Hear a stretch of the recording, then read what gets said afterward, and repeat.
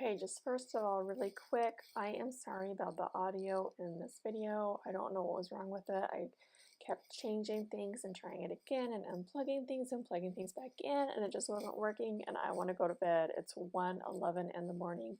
So I apologize, and please just overlook that fuzziness that you hear. Okay, we're putting together a scary slash cute vintage Wicked Witch.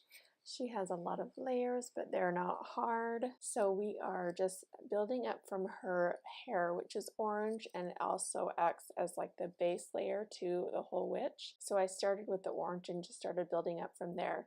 So there are a lot of layers, but they're not hard. If you have a hard time putting this together, just watch this video, follow along, and you should not have any problems. So you can see on her mouth, it's just 2 layers instead of having 4 white teeth cut out and glued onto the black mouth. We have the white from the behind and then the black on top. Those are just like little tricks that make it easier to cut out and put together layered SVGs. So you can see with her eyes as well, the purple has like a circle cut out and then the black on top instead of having like a white circle on top of that for the reflection.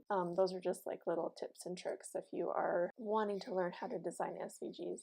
So we are putting her hat together, and then we're going to put on her warts that make her look even more ugly, but I think it makes her still look cute.